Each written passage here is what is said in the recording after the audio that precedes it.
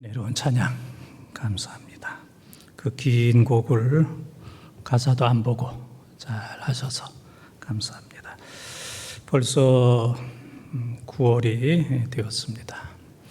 영상으로 예배드리는 우리 모든 본동 가족들 다 평안하시죠? 또 평안하실 줄 믿습니다. 요즘에는 외출할 때 3가지를 챙겨야 됩니다. 첫 번째는 지갑을 챙겨야 되고, 두 번째는 핸드폰을 챙겨야 되고, 세 번째는 마스크를 챙겨야 됩니다. 첫째, 둘째, 셋째. 제가 몇 달 전에는 전철을 타고 가다가 보니까 사람들이 나를 쳐다보더라고요. 그래서 잘생긴 사람은 알아봐가지고 쳐다보는구나 그랬더니 제가 마스크를 안 했어요. 그래서 미아 사거리역에서 그냥 내린 적이 있습니다. 누군가 신고할까 봐. 그래서 실수하려면 또 그렇게 실수할 수도 있겠구나. 그래서 첫 번째, 두 번째, 세 번째를 이제 늘 챙기고 있습니다. 마스크를 쓴 지도 꽤 오래됐습니다. 불편하지만 또 습관이 되었습니다. 그래서 마스크 잘 쓰면 좋습니다. 마스크 안 쓰다가 잘못하면 산소 마스크 쓰는 경우가 있습니다. 그래서 산소 마스크 쓰는 것보다 그래도 마스크 쓰는 게 편안하다 그렇게 생각하고 감사함으로 잘 참고 또 인내하시기를 바랍니다. 가장 소중한 선물 이런 이제 글이 있습니다. 내용을 보게 되면 가장 소중한 선물은 시간의 선물이다. 그래서 누군가를 위해서 시간을 내어줄 때 이것은 놀라운 선물입니다. 다른 것보다 더 귀한 것은 시간을 내어주는 것. 이건 사랑이 없으면 할 수가 없습니다. 시간 속에서 우리는 늙습니다. 나도 늙고 가족도 늙고 아이들도 늙어가고 또 시간 속에서 언젠가는 다 떠납니다. 가족도 떠나고 배우자도 떠나고 교인들도 떠납니다. 그래서 이 시간이라고 하는 것은 무엇과도 바꿀 수 없는 너무너무 귀한 겁니다. 그래서 시간과 돈을 쓰는 것을 보면 그 사람의 마음이 어디 있는지 알 수 있고 그 사람의 가치관과 신앙을 이제 짐작을 할 수가 있습니다. 사람들과 여러분의 시간을 나누십시오. 요즘 몇몇 사람들을 제외하고는 시간이 많다 얘기합니다. 그 많은 시간 허비하거나 낭비하지 말고 시간이 많이 있을 때 잘 쓰는 지혜로운 여러분들이 꼭 되시기를 바랍니다. 오늘 말씀은 이스라엘 백성들이 430년의 노예 생활을 마치고 이제 광야로 나오게 되었습니다. 광야로 나왔을 때 10하루길이라 그랬어요. 이 광야가 가나안 땅까지는 10하루길인데 한 열흘 정도면 갈 것이다라고 생각을 했는데 그 시간이 점점 길어지게 되었어요. 그래서 애굽에서 나올 때 여러 가지 양식을 가지고 준비했는데 2달이 지났어요. 그래서 2달 만에 모든 양식이 다 떨어졌습니다. 그리고 그들이 있는 곳은 신광야에 있게 되었습니다. 이제는 애굽으로 돌아갈 수도 없고 농사를 지을 수도 없고 가지고 있는 음식도 없는 정말 진퇴양난의 어려운 상황, 그런 급박한 상황 속에서 하나님께서 만나를 내려주셔서 이스라엘 백성들을 살려주신 말씀이 바로 오늘 말씀이 되겠습니다. 그런데 하나님께서 만나를 내려주실 때 1년치를 내려주신다든지 한 달치를 내려주신다든지 일주일치 주급으로 내려주신 게 아니고 매일매일, 그러니까 매일매일은 하나님도 쉬운 일이 아닙니다. 또 매일매일 아침마다 그것을 받아야 되는 이스라엘 백성들도 쉬운 일이 아닙니다. 그러나 어려운 매일매일 양식을 제공하는 길을 선택하신 것은 만나보다 더 귀한 만남, 하나님과 인간의 만남. 하나님은 하나님의 백성들과의 교제를 원하셨습니다. 친밀성을 원하셨습니다. 하루하루 만나를 먹을 때마다 하나님 기억하고 하나님께 기도하고 하나님께 감사하고 하나님을 의지하는 그 신앙을 주시기 위해서 매일매일 일용할 양식을 허락하여 주셨습니다. 이스라엘 백성들이 광야 생활이 힘들었습니다. 열흘 정도면 끝날 것이다 라고 생각했는데 40년 걸리게 되었습니다. 오늘 모든 사람들이 힘들어하고 있습니다. 왜냐하면 우리는 가나안의 삶을 사는 게 아니고 인생 광야를 살고 있는 겁니다. 인생 광야, 힘들고 어렵고 고생이 많다 할지라도 참고 인내하고 하나님과 교제하고 하나님과 함께함으로 인생 광야길을 끝까지 걸어가는 영적인 가나안 땅에 이르는 우리 모든 번동 가족들이 되어지기를 주님의 이름으로 축원을 드립니다. 인생 광야를 걸어가는 지혜 첫 번째 따라하겠습니다. 기대하라, 기대하라. 13절에서 15절까지 통독합니다. 저녁에는 메추려기가 와서 진에 덮이고 아침에는 이슬이 진 주위에 있더니 그 이슬이 마른 후에 광야 지면에 작고 둥글며 서리같이 가는 것이 있는지라. 이스라엘 자손이 보고 그것이 무엇인지 알지 못하여 서로 이르되 이것이 무엇이냐 하니 모세가 그들에게 이르되 이는 여호와께서 너희에게 주어 먹게 하신 양식이라. 아멘. 자녀는 걱정하지 않습니다. 부모가 다 해줄 거다. 먹고 입고 사는 거 다 해줄 거다. 기대합니다. 하나님의 자녀는 인생 광야를 살지만 하나님께서 다 공급해 주시고 책임져 주실 것이다. 이것이 바로 하나님에 대한 우리의 믿음입니다. 한 번도 경험해 보지 못한 이스라엘 백성들의 광야 생활 속에서 2개월이 지난 후에 신광야에서 하늘에서 만나가 떨어지게 되었어요. 그래서 지금 읽은 말씀에 보게 되면은 그 만나의 모습은 둥글고 서리 같다.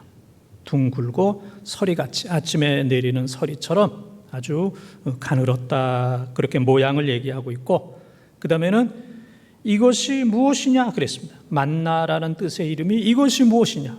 처음 보는 겁니다. 우리가 코로나를 처음 경험하는 것처럼 만나를 처음 경험하면서 이것이 무엇이냐 그렇게 물어요. 그런데 이 만나는 하나님께서 이스라엘 백성들에게 주시는 양식이었다 그렇게 얘기합니다. 하나님의 초자연적인 방법으로 이스라엘 백성들에게 광야에서 주신 거예요. 40년 동안 먹여주셨습니다. 200만 명 어린이와 여자와 장정을 합하면 200만 명을 40년 동안 주 6일 그리고 안식일 전에는 이틀치를 주셨습니다. 매일매일 6일 동안 그리고 안식일 전날은 이틀치를 조금도 차질 없이 이 하나님은 조금도 차질 없이 하나님께서 좀 차질이 있어가지고 며칠 안 먹인다거나 그러게 되면 이스라엘 백성들은 광야에서 다 죽었을 겁니다. 40년 동안 주 6일 안식일 전날에는 이틀씩 필요한 모든 양식을 하나님의 방법으로 초자연 방법으로 이스라엘 백성들을 먹여주셨던 것처럼 오늘도 광야와 같은 삶을 살고 있지만 하나님께서 우리의 인생을 책임져 주시는 줄 믿습니다. 영국에 어느 조그만 교회가 있었습니다. 그 해는 더 어려웠어요. 그래서 교인들이 목사님 찾아와가지고 목사님, 우리 교회 큰일 났습니다. 교인들이 가뜩이나 적은 데다가 금년에는 새로운 사람도 없습니다. 그때 목사님께서 아이고 저도 동감입니다. 또 미안하게 생각을 합니다. 그런데 금년에 한 사람도 안 온 게 아니라 한 사람이 오기는 왔지만은 한 사람이라고 얘기하기도 뭐하고 아니라고 그러기도 뭐하고 그냥 어린애 하나가 왔습니다. 어린애 하나가 왔습니다. 그런데 그 어린아이 이름이 이제 모펫인데 신앙생활을 잘 해가지고 또 훌륭한 목회자가 되었고 훌륭한 선교사가 되었어요. 그래서 그가 아프리카에 가서 선교 사역을 다 마치고 올 때에는 영국의 모든 사람들이 그에게 존경을 표하게 되었고 또 영국 여왕이 마중을 나가서 그를 환영하는 너무너무 훌륭한 목사님이요 훌륭한 선교사입니다 하면서 경의를 보낸 이런 일들이 있었습니다. 그래서 작은 교회지만은 하나님께서 모펫이라고 하는 어린아이를 선물하셨고 또 그가 누구도 따를 수 없는 좋은 목회자로서 선교사로서 또 귀한 삶을 잘 살게 해주셨어요. 광야에 주시는 하나님의 은혜입니다.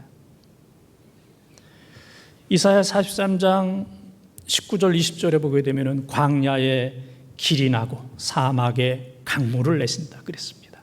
이 광야는 희망이 없는 곳인데 하나님께서 이스라엘 백성들에게 광야에 길을 내고 사막에 강을 내는 이 하나님의 새로운 역사가 광야에서 펼쳐지듯이 광야와 같은 세상을 살고 있지만 하나님께서 우리들에게 길을 내어주시고 강을 주셔서 걸어가게 하고 먹고 마시게 하는 풍성한 은혜를 우리들에게 주십니다.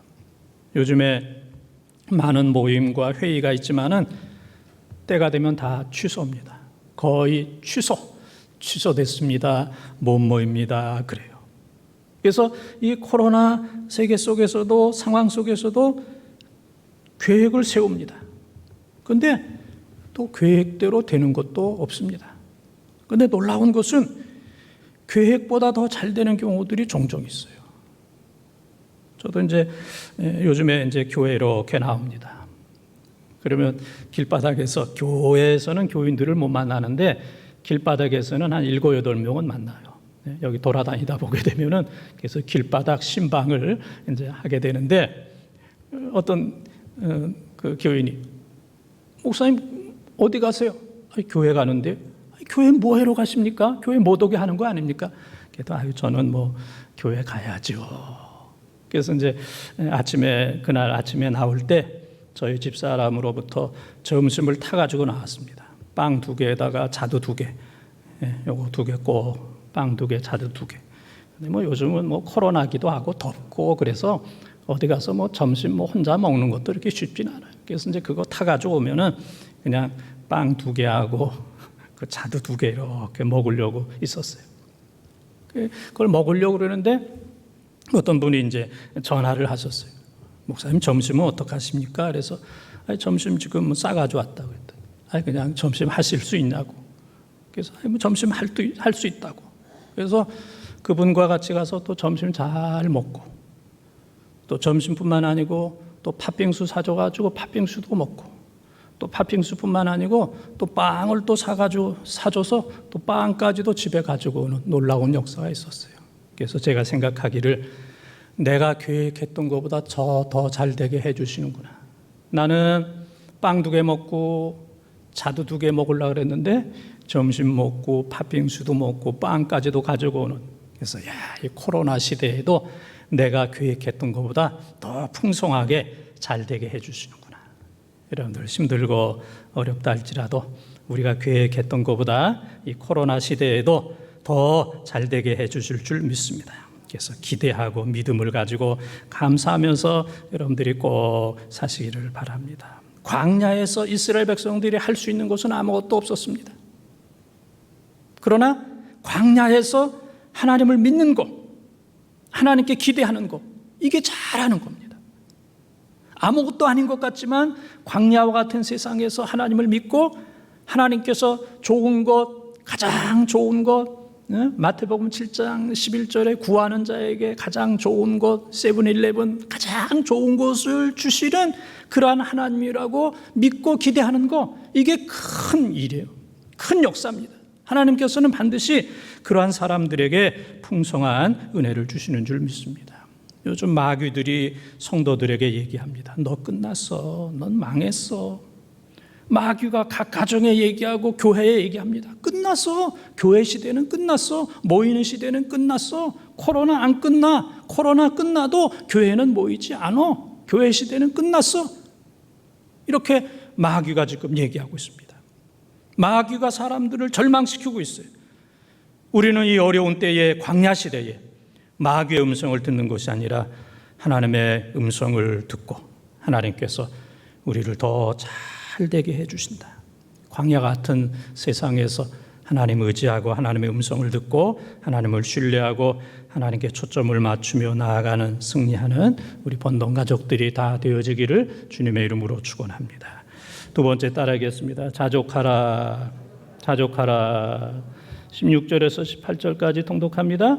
여호와께서 이같이 명령하시기를 너희 각 사람은 먹을 만큼만 이것을 거둘지니 곧 너희 사람 수요대로 한 사람에게 한 오멜씩 거두되 각 사람이 그의 장막에 있는 자들을 위하여 거둘지니라 하셨느니라.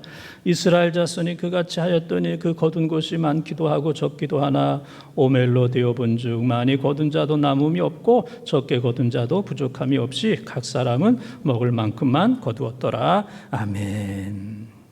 하나님께서 매일 이른 아침마다 만나를 내려 주십니다. 그래서 이스라엘 백성들이 이제 그릇을 가지고 나갑니다. 그것이 바로 오멜이라는 그릇. 오멜. 예? 이 오멜이라는 이 그릇의 이 종류는 본문에만 나타납니다. 성경 다른 곳에는 없고 대략 2.34리터 정도 되는 이제 이러한 그릇. 뭐 우리로 하면은 옛날 뭐 바가지 비슷한 거, 예? 아침마다 이제 그릇 하나 가지고 가서 이제 만나를 이제 거두오게 되었습니다. 그래서 어떤 사람들은 이 그릇을 가지고 가서 그냥 꽉꽉 누르고 그 다음에 고봉으로, 예? 위에도 그냥 이만큼 해가지고 이제 오는 이제 그런 사람도 있을 것이고, 또 어떤 사람들은 그냥 그릇의 반 정도 이렇게 채워가지고 이제 오는 그런 사람도 있을 겁니다. 과부족이란 말 있잖아요. 과부족. 모자라기도 하고 넘치기도 하고. 그런데 놀라운 것은 많이 거둔 사람도 남는 게 없고 반만 거둔 사람도 모자라는 게 없고, 이게 또 하나님의 기적이에요. 많이 거뒀다고 그래서 많이 먹거나 남는 것도 아니고, 조금 거두었다고 그래서 모자라거나 빚진 것도 아니라 모두가 다 먹고 살 만큼 하나님께서 은혜를 베풀어 주셨습니다. 욕심이 잉태하면 죄를 낳고 죄가 장성하면 사망을 낳는다. 야고보서 1장 15절에 말씀이 있습니다. 욕심 때문에 죄를 짓는 이런 경우들이 얼마나 많이 있습니까? 자족하는 마음이 중요한 거예요. 자족하는 마음, 만족하는 마음. 그래서 빌립보서 4장 11절 12절에 보게 되면 사도 바울은 나는 자족한다 그랬습니다. 또 일체에 자족하는 비결을 배웠다 그랬습니다. 어려운 곳에 가서도 어렵게 잘 살고, 부유한 곳에 가면은 또 부유하게 잘 살고, 어렵다고 그래서 짜증내거나 못 살겠다 그런 것도 아니고, 또 부유하다고 그래서 교만하거나 건방지거나 낭비하는 그런 것도 아니고, 어려우면 어렵게, 부유하면 부유하게. 우리 교인들 가운데서도 참 여러 가지 어려운 가운데서도 늘 신앙 지키고 미소 지으면서 한결같이 봉사하는 이런 분들 보면 참 귀하다 그런 생각이 들고, 또 재정적으로 경제적으로 풍성하고 넉넉한데도 늘 겸손하게 하나님 교회 잘 섬기는 그런 모습을 보면은 또 그것 또한 얼마나 훌륭한지 모릅니다. 우리는 우리의 삶이 어떤 가운데에 처한다 할지라도 자족하는 비결을 배워야 되고, 어떤 상황 속에서도 하나님 앞에 감사하는, 하나님을 찬양하는 이런 마음을 가져야 돼요. 자족하는 마음, 감사하는 마음, 찬양하는 마음. 이 사람이 잘 사는 사람이고 그 사람이 부유한 사람입니다. 너나 나나 그런 얘기합니다. 우리나라는 분노 공화국이다. 국민도 국가도 교회도 가정도 코로나 장기적인 것으로 인해서 코로나 불로 또 많은 사람들이 우울증에 또 시달리고 있습니다. 이 분노라고 하는 것은 각각 다 달라요. 모양이 다르고 크기가 다릅니다. 어떤 사람들은 코로나에 대해서 분노하고, 광화문 집회에 대해서 분노하고, 전광훈 목사에 대해서 분노하고, 진보나 보수에 대해서 분노하고, 교회에 대해서 분노하고, 정부에 대해서 분노하고, 일방적인 매스컴에 대해서 분노하고, 부자에 대해서 분노하고, 강남에 대해서 분노하고, 다주택자에 대해서 분노합니다. 또 요즘에는 또 가정이 있다 보니까 부모에게 분노하기가 쉬워요. 우리 부모 뭐 하는 건가? 자녀들이 볼 때 뭐 하는 건가? 이래가지고 우리가 이거 살 수 있겠나? 그런 불안감이 생기고, 또 부모들이 볼 때 자녀들은 이건 뭐 공부하는 것도 아니고 안 하는 것도 아니고 저래가지고 이거 앞으로 어떻게 살겠나? 라는 이제 그런 생각이 가정에서 보이는 거예요. 가정에 있는 시간이 오래 있다 보니까 부모가 무능해 보여요. 저 어떻게 살겠나? 자녀들이 무능해 보여요. 저 어떻게 앞으로 이 험한 세상, 경쟁이 치열한 세상 속에서 살 수 있겠는가? 그거보다 더 분노는 나 자신에 대한 분노입니다. 내가 이거밖에 안 되나? 내가 이 정도밖에, 능력이 이거밖에 안 되나? 이런 상황 속에서 이거밖에 안 되나? 라는 그런 생각이 들어요. 저도 목회자로서 이 코로나 시대에 이 코로나를 멈출 수 있는 이 능력이 없는 것도 좀 마음이 아프고, 또 모세가 바로 앞에 가서 얘기했던 것처럼 이 정치하는 사람들 앞에 딱 나가가지고 한번 얘기할 수 있는 그런 능력도 지위도 없는 것도 좀 마음이 아프고, 또 이런 코로나 시대지만은 제가 카리스마가 있어가지고 코로나 시대지만은 우리 교인들 다 나와라 라고 했을 때 과연 교인들이 몇 명이나 나오겠는가, 그런 이제 여러 가지 이를 이제 생각할 때 참 나 자신이 참 작다, 먼지와 같다, 초라하다 하는 이제 그런 생각을 할 때가 많이 있습니다. 또 금년엔 또 태풍이 왜 많습니까? 태풍을 바라보면서, 인생의 태풍을 바라보면서, 개인적인, 가정적인, 교회적인 태풍을 바라보면서 왜 금년에 이렇게 어려움이 많은가라는 이제 분노를 할 때도 있습니다. 분노라고 하는 것은 상처가 있을 때 분노가 심해요. 상처가 없는 사람은 분노하지 않습니다. 또 분노라고 하는 것은 피곤하고 고통이 많으면 더 많이 분노합니다. 또 분노라고 하는 것은 나와 다를 때 분노하게 되고, 기질에 따라서, 지역에 따라서 분노할 때도 있고, 또 열등감이 많이 있으면 웬만하면 분노합니다. 열등감이 있으면 웬만하면 분노하고, 또 습관에 따라서 100% 분노하는 사람도 있고, 또 습관이 잘 되어 있는 사람은 어떤 가운데서도 분노하지 않는 그런 사람도 있습니다. 가끔 교인들이 물어요. 목사님은 화날 때 없냐고. 우리는 한 달이면 수십 번 화를 내는데 목사님은 얼마나 화를 내냐고. 제가 얘기합니다. 난 한 달에 딱 한 번 화내는데 한 번 화나면 한 달 간다고. 한 달 내내 화내는 거예요. 목사라고 다르잖아요. 예? 목사라고 그렇게 천사처럼 하늘 위에서 사는 거 아닙니다. 그러니까 한 달 내내 화내고 1년 내내 화내는 거예요. 내 마음속에.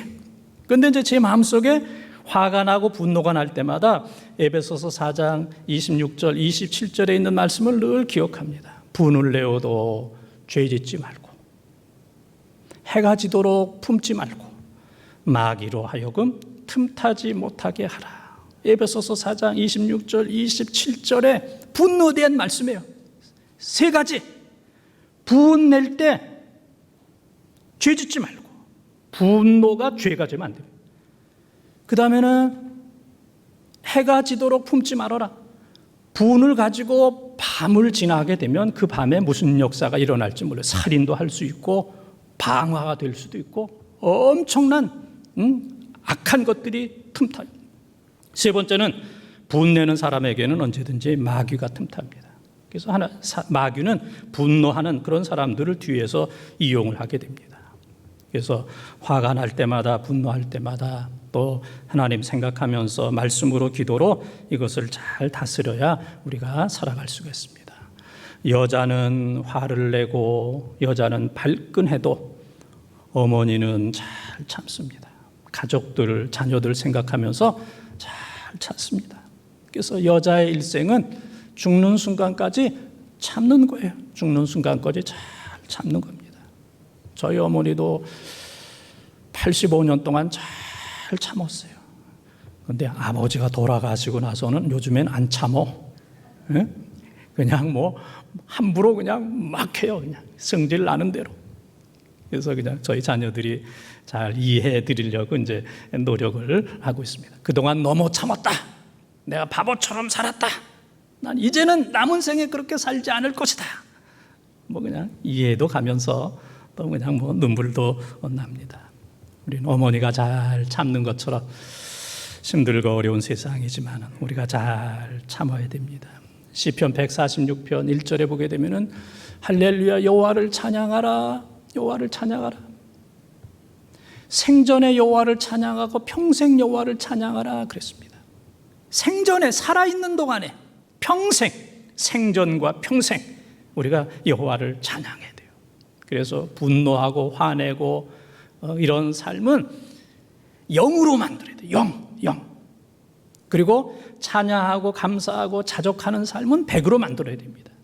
지금 나는 어느 쪽으로 가고 있느냐? 분노하고 화내는 쪽으로 점점 가고 있느냐? 아니면 자족하고 감사하고 찬양하는 쪽으로 가고 있느냐?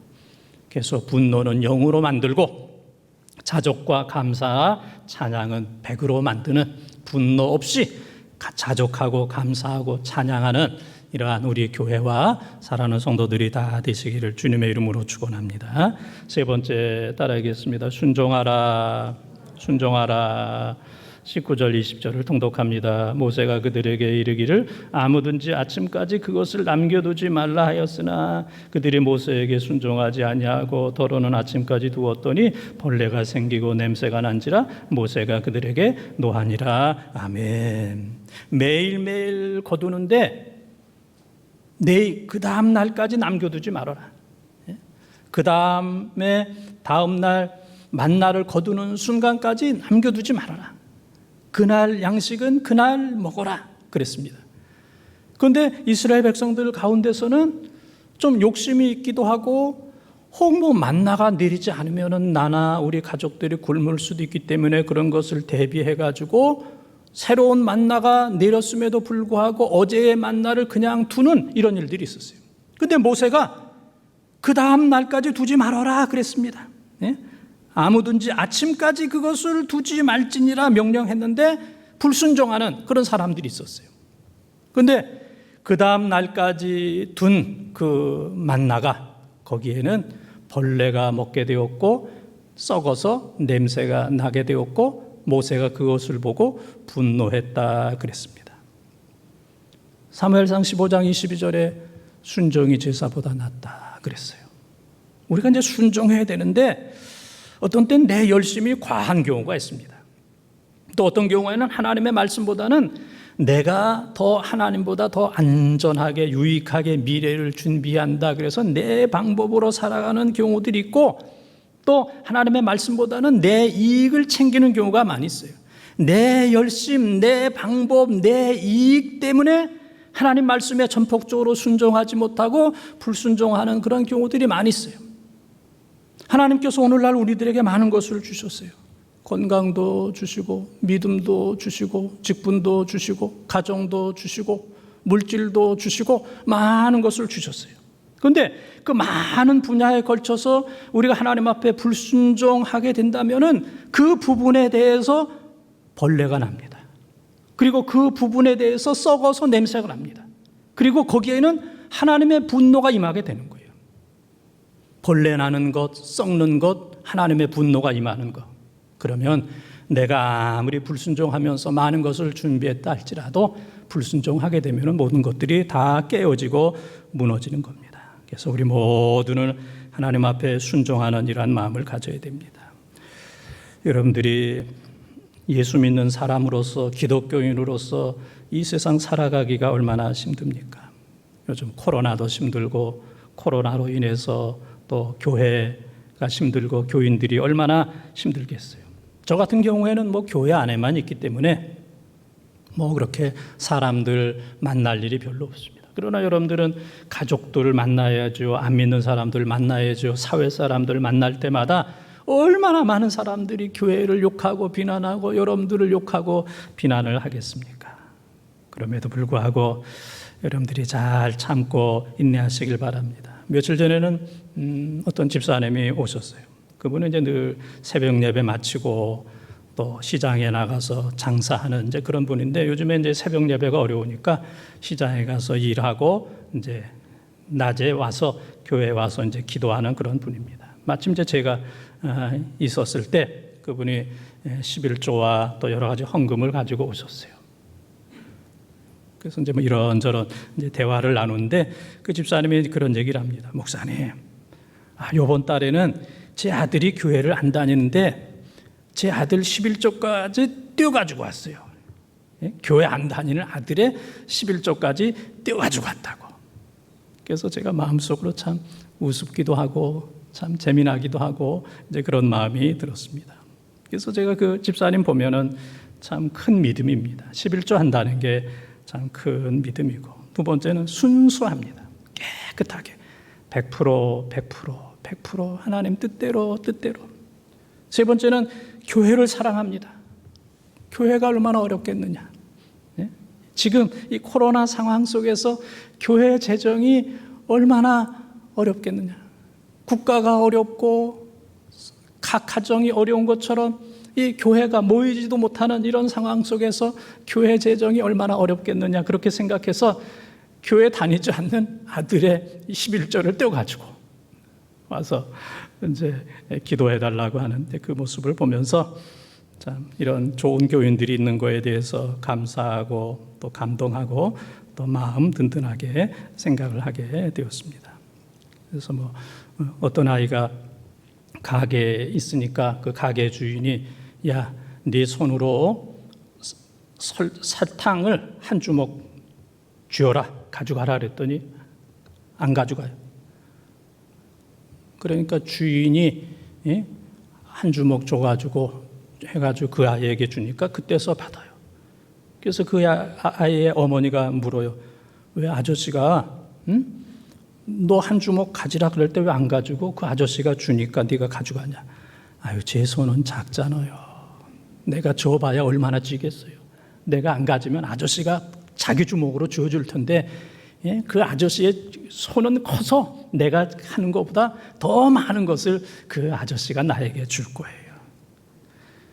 큰 것을 아는 사람이에요. 역대하 4장 10절에 보게 되면은 야베스가 내 지역을 넓혀주시고 하나님의 큰 손으로 나를 도우사 환난과 근심으로부터 나를 건지소서, 그렇게 얘기하잖아요. 야베스는 하나님의 큰 손을 아는 거예요. 하나님의 큰 손. 전도서 9장 1절에 또 에레미야 18장 6절에 보게 되면은 모든 것들이 다 하나님 손에 있다 그랬어요. 하나님 손에 있다. 지금 힘들고 어렵지만은 모든 것들이 다 하나님 손 안에 있는 줄 믿습니다. 우리는 하나님 앞에 절대적으로 순종해야 됩니다. 순종하지 않으면 모든 것 다 깨집니다. 순종하지 않는 그곳에는 벌레가 임하게 되고 썩어서 냄새가 나게 되고 하나님의 분노가 임하게 됩니다. 어느 누구라도 순종해야 돼요. 목사라도 순종해야 됩니다. 나는 교인들은 순종해야 되지만 나는 그건 망하는 길입니다. 내가 순종해야 돼요. 내가. 다른 사람은 몰라도 다른 사람은 다 순종한다, 그렇게 생각하면 돼요. 지금 내가 문제다. 지금 내가 문제다. 나만 순종하면 다 하는 겁니다. 나는 안 해도 거긴 희망이 없습니다. 어느 누구라도 하나님 앞에 순종해야 돼요. 순종하지 않는 순간에 거기 벌레가 임하게 되고 썩어서 냄새가 나게 되고 거기에 하나님의 분노가 임하게 되는 겁니다. 그래서 우리 모두는 불순종 0%, 순종 100%. 불순종 0%로 만들어야 돼요. 불순종의 지수를 0%로 만들어야 되고 순종의 지수를 100%로 만들게 되면 하나님께서 우리 인생을 아름답게 향기롭게 풍성하게 채워주시는 줄 믿습니다. 사랑하는 번동가족 여러분, 광야의 삶, 코로나의 삶을 살고 있습니다. 우리 노인들, 연세 드신 분들 얼마나 힘들겠습니까? 환자들, 질병으로 고통당하는 성도들 얼마나 힘들겠습니까? 사업, 직장, 기업이 얼마나 힘들겠습니까? 학생들, 청년들, 입시생들 얼마나 힘들겠습니까? 또 군대 나가 있는 자녀들, 또 해외에 있는 분들 얼마나 힘들겠습니까? 모든 성도들 얼마나 힘들겠습니까? 그러나 이 힘든 광야와 같은 삶 속에서도 우리가 하나님을 기대하고 그리고 어떤 상황 속에서도 자족하고 하나님 앞에 순종하게 되면 이스라엘 백성들을 광야에서 가나안 땅으로 인도해 주셨던 것처럼 하나님께서 우리의 길을 인도해 주시는 줄 믿습니다. 우리 본동의 가족들, 어린이, 청년들, 장년들, 노인들 100%한 사람도 낙오 없이 끝까지 신앙생활 잘해서 인생 광야 잘 참고 견뎌서 하나님 나라 가나안 땅에 100% 들어가는, 100% 하나님 앞에 합당한 하나님의 축복을 받는 이란 교회와 우리 번동 가족들이 다 되시기를 주님의 이름으로 축원합니다.